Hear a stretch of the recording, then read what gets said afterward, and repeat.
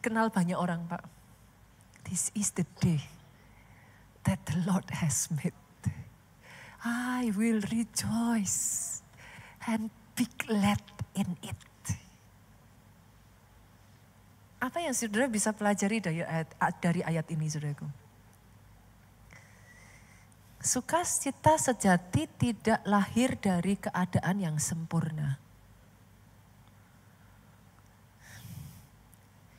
Sukacita sejati lahir dari hatimu memilih dan memutuskan untuk mempercayai Tuhan regardless, sekalipun keadaannya masih berantakan. Doa saya di tempat ini, ada orang-orang yang hari ini merebut kembali sukacita sejatinya.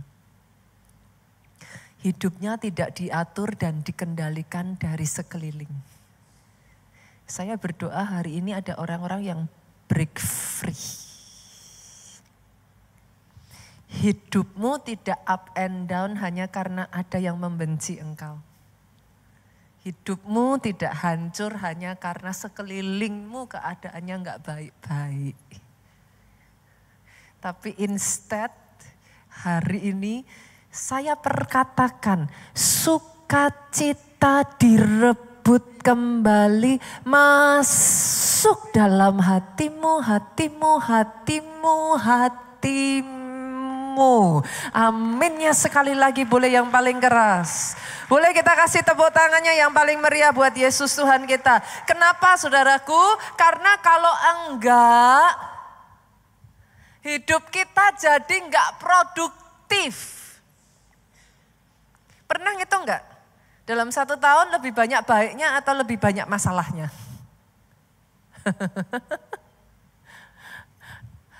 Salah satu kehebatan dari iblis, saudaraku. Dan salah satu kehebatan dari masalah yang saudara itu bisa belajar adalah iblis itu enggak pernah menyerah. Itu saudara bisa belajar itu. Dia tidak akan pernah menyerah untuk terus mencari segala macam cara entah bagaimana supaya saudara menyerah dan jatuh. Itu sebabnya kita lihat ya, Yeremia pasalnya yang ke-29 ayatnya yang ke-4 sampai 6. Tuhan itu ngomong sama Yeremia kayak gini. Beginilah firman Tuhan semesta alam, Allah Israel kepada semua orang buangan yang diangkut ke dalam pembuangan dari Yerusalem ke Babel. Berarti situasinya baik atau enggak baik? Pembuangan. Orang-orang harusnya sedih atau happy? Sedih. Kalau sudah sedih berarti harusnya enggak bisa ngapa-ngapain. Stuck. Disuruh Tuhan apa? Yuk ayatnya yang kelima ngomong gini saudaraku. Sekalipun sedang dalam pembuangan disuruh dirikan rumah untuk kamu diami. Boleh saya ganti enggak? Tetap membangun.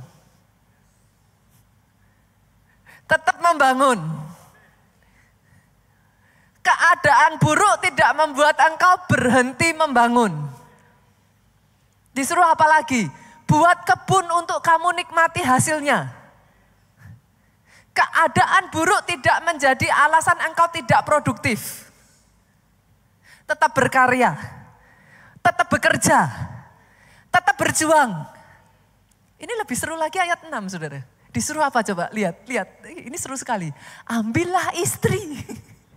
Untuk memperanakan anak laki-laki dan perempuan. Ambilkan istri bagi anakmu laki-laki. Carikan suami bagi anakmu perempuan. Engkau boleh ada di dalam pembuangan tapi enggak perlu membuang sukacita. Senggol kiri kanan katakan, engkau berhak bahagia. Ambil alih hari ini. Rebut lagi kebahagiaanmu. Engkau berhak bahagia. Masalah tidak boleh mencuri kebahagiaanmu. kebencian orang lain, perbuatan orang yang membuat engkau dipukul terdesak, tidak boleh merampas kebahagiaanmu. Hari ini ambil keputusan, bersukacita seperti apapun keadaannya. Saya berdoa ya saudaraku melalui firman Tuhan hari ini ya. Ada banyak loh yang hatinya dimerdekakan. Enggak lagi terkurung, enggak lagi terpenjara, enggak lagi suntuk terus. Kenapa Pastor? Yakobus 4 ayatnya yang ke-14 ngomong gini saudaraku. Hidup manusia itu seperti uap. Sebentar aja terus lenyap. Udah kayak enggak kelihatan lagi. Yesaya 40 ayatnya yang ke-6 sampai ayatnya yang ke-7 ngomong. Manusia itu seperti rumput dan semaraknya seperti bunga di padang. Jadi saudara dan saya ini diibaratkan oleh penulis Yesaya ini seperti rumput. Semaraknya itu bicara apa saudara? Kehebatannya. Saudara sedang ada di atas lah. Saudara sedang naik lah. Saudara sedang apa? Sukses, berhasil lah. Itu seperti bunga. Terus ayat berikutnya ngomongnya gini, rumput jadi kering. Bunga jadi layu.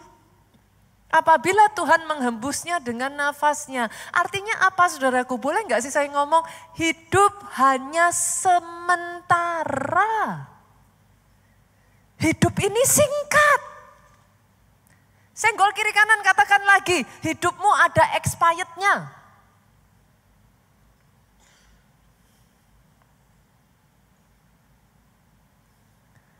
Kenapa enggak milih bersukacita aja? Kalau hidup itu singkat, mari kita isi dengan memori-memori yang baik. Orang bisa merencanakan yang buruk, tapi bukankah Tuhanmu tidak pernah berubah? Dia merancangkannya untuk kebaikan. Yang pertama ya, Bapak Ibu ya. Just to be happy. Hari ini, now, regardless the situation. Yang kedua, boleh enggak? Mengucap syukur. Mengucap syukurlah hari ini apapun yang terjadi. Karena kau enggak akan bisa happy kalau hatimu enggak dipenuhi dengan ucapan syukur.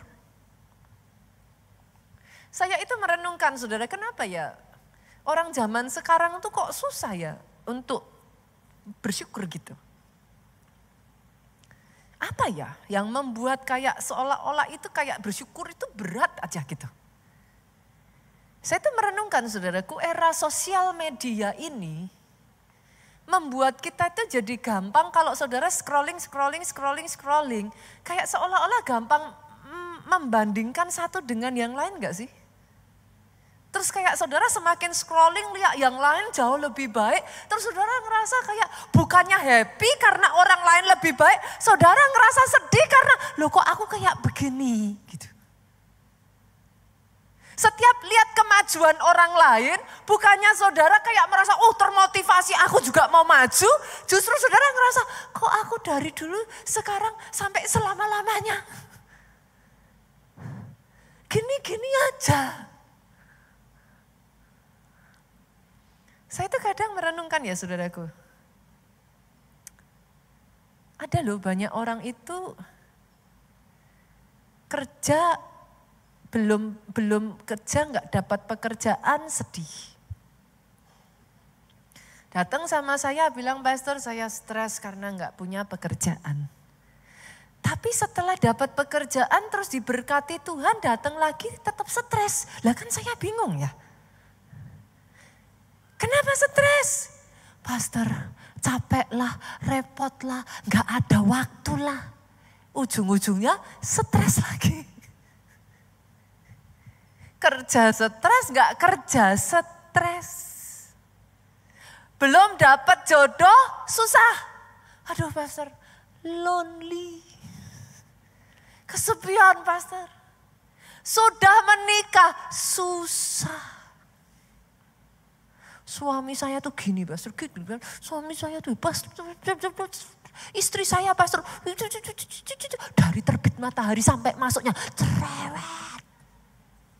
Tuh ada ayatnya pastor, lebih baik tinggal di sotoh rumah. Daripada tinggal serumah dengan perempuan yang saya stres pastor. Saudara bisa ngelihat gak nih? Minggu lalu kita sudah belajar. Stres gak selalu buruk. Stres itu gak terjadi hanya karena faktor peristiwa di sekeliling kita. Kemarin saya gak tahu di tempat ini dibukakan atau enggak. Kalau saudara kemarin belum sempat, di Soho saya khotbah, saya bukain tuh. 43 skala stres Holmes dan Richard Erahe. Saya bukakan, nomor 7 yang bisa menyebabkan stres, pernikahan, saudara. Enggak masuk akal. Nomor 12, kehamilan. Jadi buat saudara yang bilang, pastor saya pengen punya anak, pastor. Ingat, punya anak bisa stres. Saudara mau tahu yang lebih enggak masuk akal lagi? Nomor 38 dan 41, liburan. Liburan bikin stres. Hari besar. Artinya apa saudara? Masuk ke faktor yang kedua, stres gak selalu karena faktor eksternal. Tapi internal, cara kita memandang, cara kita merespon. Sama-sama kejadiannya, caramu merespon, menentukan engkau stres atau enggak stres. Karena sama seperti sukacita, stres bisa kok diatur. Bisa di-manage. Tapi hari ini putuskan untuk mengucap syukur. Disyukuri saudaraku, saya tuh suka satu lagu sekuler sih lagunya saudaraku. Pernah dengar gak ya lagu itu ya? Syukuri apa yang ada, hidup adalah anugerah. Tetap jalani hidup ini, melakukan yang terbaik. Senggol kiri kanan, jangan menyerah. Jangan menyerah. Jangan menyerah ya Bapak Ibu ya. Jangan menyerah. Karena sangat mudah ya bagi kita itu kayak murid yang berjalan menuju Emmaus itu loh. Mereka itu begitu sedih karena Yesus mati di kayu salib. Mereka tidak sadar kalau Yesus sudah bangkit. Mungkin saudara bisa ngomong sama saya ya namanya orang nggak tahu gimana pastor. Ya oke lah, acceptable ya Bu ya.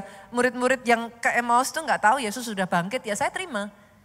Tapi di mana masuk akalnya mereka berjalan bersama dengan Yesus loh. Dan mereka tidak mengenali Yesus. Bu, berapa banyak dari saudara di tempat ini yang sudah berjemaat di keluarga Allah lebih dari 3 tahun angkat tangan? Oke, saya melihat tangan-tangan terangkat. Oke, kira-kira loh kalau saudara papasan sama saya di mall kenal nggak? Atau pura-pura nggak kenal? Kenal ya? Misalkan saya ke mall pakai piyama, pakai baju tidur, saudara tetap kenalin saya nggak? Kenal ya? Bahkan saya amazed loh, beberapa kenal saya sekalipun saya pakai masker. Ini murid-murid tinggal bersama dengan Yesus 3,5 tahun loh. Masuk akal enggak Yesus berdiri di samping mereka jalan bareng enggak kenal? Nah, sekarang saudara bisa ngomong, doesn't make sense. Tapi berapa sering dalam kehidupan kita nih ya saudaraku ya, Yesusnya ada loh di sana, tapi kau enggak ngerasa, kau enggak sadar. Kau ngerasa ditinggalkan Tuhan. Kau ngerasa Tuhan udah enggak sayang. Kau ngerasa dibuang sama Tuhan. Yesusnya loh menangis bersama dengan engkau di sampingmu loh.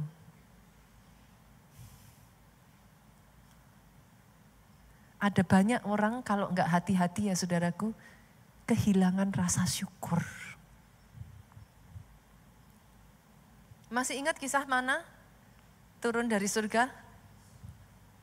Pertama kali mana diberikan ya bangsa Israel itu sukacita luar biasa. Mereka berkata ini roti surga. Begitu sukacitanya sampai kalau nanti saudara baca ayatnya ya saudaraku, maka saudara akan menemukan mereka tuh ngumpulin mana sebanyak-banyaknya. Saking senengnya di padang gurun dapat roti dari surga. Tapi waktu berlalu. Yang tadinya dapat mana surga itu mujizat. Sekarang biasa aja. Mana? Emangnya kenapa? Setiap hari saya makan mana? Waktu berlalu, kata-katanya berubah lagi. Mana? Bosen. Waktu berlalu, mereka bersungut-sungut, mereka muak. Makan mana? Minta daging. That is human. Dulunya minta kerjaan. Dikasih Tuhan kerjaan sampai nangis-nangis. Terima kasih Tuhan. This is my dream job. Waktu berlalu, Tuhan berkati, sudah punya banyak. Kok gini-gini aja ya hidup saya ya. Bosan. Waktu berlalu, muak saya dengan pekerjaan saya ini. Dulu datang ke keluarga Allah pertama kali masuk. Sampai nangis-nangis. Waktu berlalu, apinya masih ada enggak tuh? That is human. Tapi yang tidak banyak saudara sadari.